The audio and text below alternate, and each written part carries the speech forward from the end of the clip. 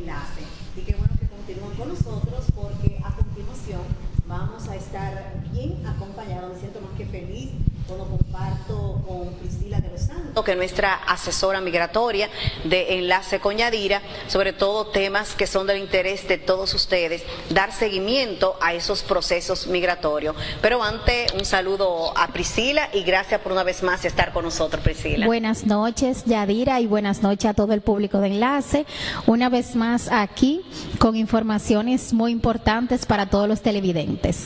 Pues bien, en esta noche de hoy el tema ha sido bastante interesante porque vamos a hablar acerca de las peticiones para Estados Unidos de la pareja, del cónyuge, tanto de ciudadanos como de residentes. ¿Cómo es este proceso? Porque son dos cosas diferentes. Claro, Yadira, así es. Son dos procesos diferentes, ya que por el estatus que tiene el cónyuge va a variar el tiempo de espera. El tiempo de espera es lo que va a variar, pero el proceso se hace de igual forma. El proceso conlleva una petición, como regularmente escuchamos en la calle. No, él está pedido, ella se casó por papel, ella está en proceso. Esos términos son muy comunes de escuchar, pero a veces no sabemos que si tu esposo o cónyuge es residente, tu petición va a tardar más, va a concluir en un mayor tiempo a que si tu esposo o cónyuge es un ciudadano norteamericano. Ok, no importa que sea ciudadano, sino si es ya residente, va a durar más este proceso. ¿Y cuál sería como ese tiempo para este proceso? Entre un proceso y otro, la diferencia es de aproximadamente, todos los tiempos son de formas aproximadas, según la experiencia de lo que vamos viviendo día tras día, ya que las oficinas tienen un tiempo de espera. Algunas de esas oficinas pueden proveernos esas informaciones de por dónde ellos van trabajando, por qué año, con qué categoría van ellos trabajando, y nosotros tener una idea de un aproximado de cuándo va a concluir ese caso. Pero siempre un proceso de otro tiene algunos años de diferencia. Los procesos de los esposos, de los ciudadanos, en su mayor máximo tiempo que podemos ver que culmina el proceso completo con la entrevista, que es donde se toma la decisión final, se hacen en 1 año y medio, 1 año y 8 meses después de la pandemia, porque los tiempos cambiaron mucho de espera de los procesos luego de la pandemia. Los casos ya de los esposos de los ciudadanos suelen tomarse 2 años, 2 años y medio, depende. Todo va a depender de la oficina que tenga el caso de esa petición. Veo allá en Estados Unidos que la gente habla mucho de las oficinas, que si fue en tal sitio, que si fue en este sitio, que cayó mi caso. Exactamente. Eso no es algo que lo selecciona el peticionario, no es algo que lo selecciona el beneficiario y mucho menos el abogado gestor del proceso de petición. Eso es algo que le corresponde a cada persona dependiendo de donde resida el peticionario. Por ejemplo, Yadira, si su esposo reside en la ciudad de New York, tenemos que buscar a qué oficina de UCIS de las 5 que existen en Estados Unidos le corresponde a ese estado. Pero no puedo yo decir que vivo en un estado si no es cierto, ya que debemos de proveer a migración pruebas de dirección para beneficiarnos de que el tiempo de espera en una oficina sea menor que el otro. No podemos hacer esa parte. Bien, ahí no se puede interferir. ¿Y cuáles serían esos requisitos, ese paso a paso para hacer esas solicitudes? Bien, Yadira, lo primero es que la pareja tenga su acta de matrimonio legal, sin ningún tipo de distorsión, que todo en esos documentos de la oficialía hayan salido con las informaciones correctas. Luego que se tienen las actas de forma inextensa. Es bueno aclarar, Yadira, Yadira, que las actas vienen de dos formas: extractos de actas de nacimientos y actas inextensas. Las actas inextensas son las actas que tienen más información. Cuando habla de tu madre y cuando habla de tu padre, lo describen de forma completa: dónde nacieron, cuál es su fecha de nacimiento, cuál es la ocupación, dónde residen o residían cuando te declararon. Más sin embargo, los extractos se limitan muchas veces a poner el nombre de tu padre y su número de cédula, más nada. Por eso todas las actas para migración deben de ser del tipo inextensa o forma larga. Eso es lo primero, tener ese documento y hacer, obviamente, Yadira, una traducción del mismo al idioma inglés. Y luego de ese proceso, ¿dónde lo presento? ¿Se puede hacer en línea? ¿Hay que ir a alguna oficina o hacer uso de un abogado migratorio? Porque muchas veces la gente quiere hacerlo por mutuos propios y se entorpecen ellos mismos su labor. Sí, lo primero es, Yadira, que el traductor de esos documentos civiles debe de ser un traductor legal para que sea válido, o una persona autorizada a hacer la traducción, que puede ser un abogado. También es importante que cuando se completen los formularios de la petición, estos estén bien llenos correctamente con las informaciones que estos piden para recibir de migración una aceptación de ese caso, ya que ellos puedan comprobar que toda la información que se puso en lo mismo, en el formulario, es una información verídica.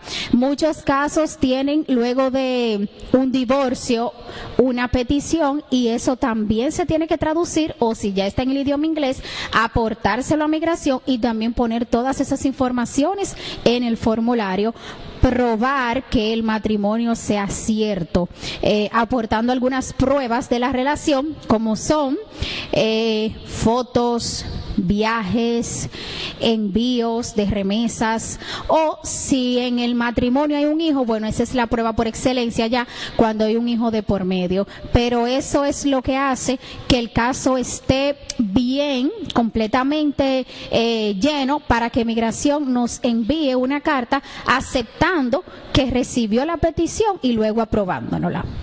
Entonces ahí ya comienza, ya tú tienes un caso y puedes darle seguimiento a tu proceso. Así es. Inmediatamente la oficina de migración, la oficina de UCIS en Estados Unidos, recibe tu petición. Antes de los 90 días te tienen que enviar una carta a tu domicilio, y esa carta tiene un número. Con ese número tú puedes rastrear todo lo que está aconteciendo con tu caso. Ahí va diciendo si enviaron una solicitud de evidencia, va diciendo en qué fecha lo aprobaron. O sea que las personas inmediatamente someten su proceso de petición, pueden estar muy apegadas a la realidad de lo que está aconteciendo con su caso, porque tienen el número que ellos le envían a su dirección. Qué bien. ¿Y cuáles son los beneficios que tiene el cónyuge a la hora de lograr ya esa petición? Bueno, los beneficios son que, dependiendo del tiempo que tengan esas personas en un matrimonio, vas a recibir una residencia, ya sea una residencia provisional de Estados Unidos o una residencia definitiva.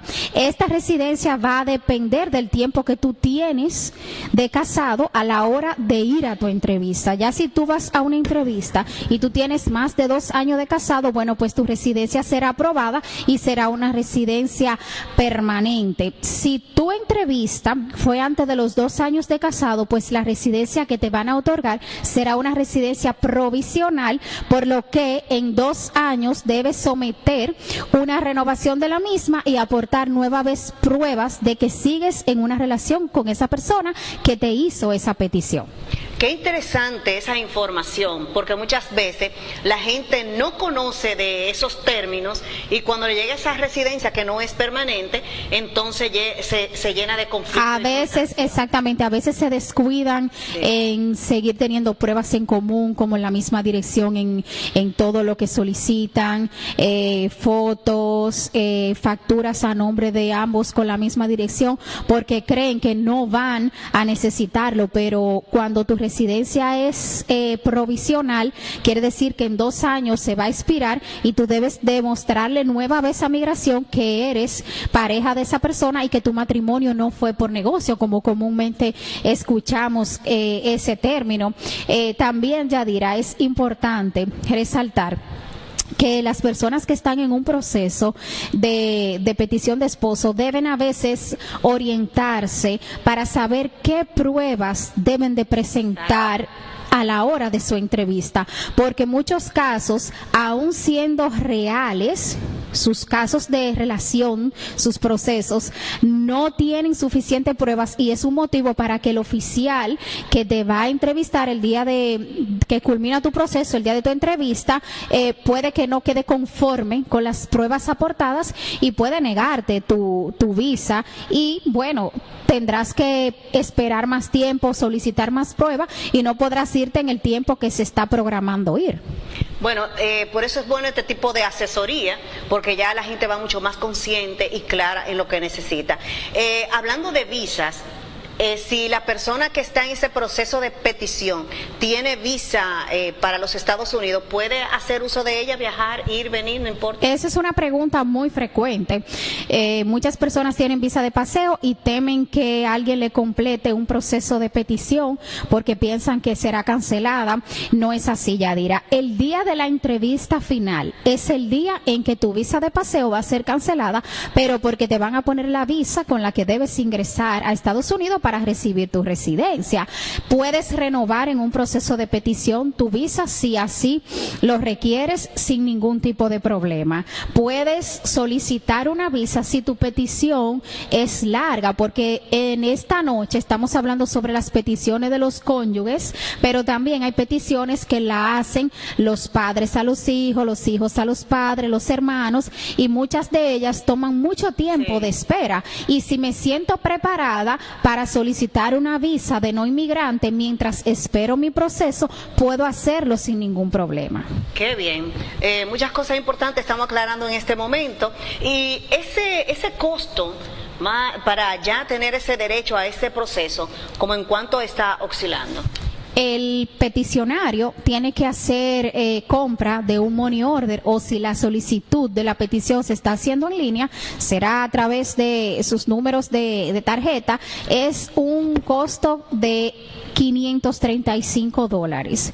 Estuve leyendo las informaciones de que ese monto iba a ser ahora un poquito más elevado. Esperemos que no sea lo suficiente elevado para que las personas sigan recibiendo sus peticiones de sus formularios sin tener que entrar en unos gastos excesivos. Sí, yo recomiendo que todo el que tenga algún familiar que pueda hacerle una petición y desee realmente darle ese uso a esa residencia cuando llegue el momento, que desde ahora saque sus pasaportes, porque sabemos que estamos atravesando por una situación muy difícil y ya han ido muchos casos a la oficina de que se casaron pero no tienen el pasaporte, que es algo que pide el formulario de la petición. Y a mí particularmente siempre me gusta completar todas las preguntas que hace el formulario y no me gusta dejarlo en blanco, por lo que es bueno que si va a iniciar un proceso, aunque no sea en el mismo momento, inicie con tiempo a solicitar su pasaporte, ya que esto puede tardar ahora mismo 4 o 5 meses para tenerlo.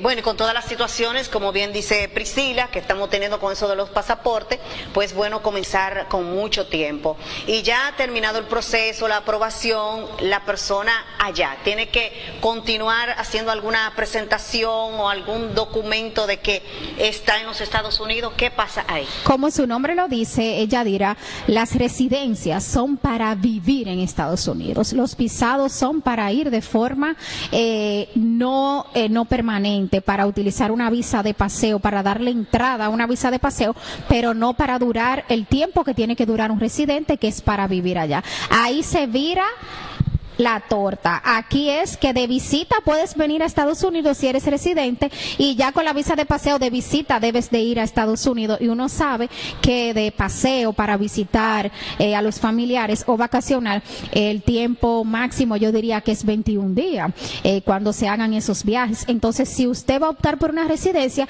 tiene que saber que usted tiene que vivir en Estados Unidos, a menos que ya opte por su ciudadanía y usted decida dónde quiera vivir, si en Estados Unidos o en República Dominicana. Dominicana, pero es importante saber para qué son los documentos que tenemos, cuáles son nuestros deberes y cuáles son nuestros derechos, para luego no vernos en una cancelación o, bueno, que no te den paso, ya que no estás haciendo el uso adecuado de tu documento. Bien, señores, la verdad que estas informaciones son muy importantes para todo este proceso. Hemos escuchado cosas que quizá ustedes desconocían, por eso es importante buscar siempre la asesoría profesional cuando estamos en esta parte. Priscila, para localizarte. Sí, estamos ubicados aquí en Puerto Plata, en la avenida Luis Ginebra, esquina calle La Estancia, próximo a donde estaba el furgón cervecero. Y nada, cualquier información, ya sea de ese tema, cuánto tarda, le podemos decir un aproximado, cuál es el costo, qué más se requiere, estamos a su disposición. Y estamos también enlazados con este programa, que yo sé que cualquier duda, pregunta, por aquí lo pueden hacer. Como siempre hacen, luego nos mandan las preguntas que quieren saber. Así que muchísimas gracias a Priscila, como siempre, magistralmente, dándonos toda esta asesoría legal en Enlace con Yadira, asesoría migratoria de manera específica en esta noche de hoy. Gracias, Priscila, y como siempre, nosotros felices y contentos de recibirte en este enlace.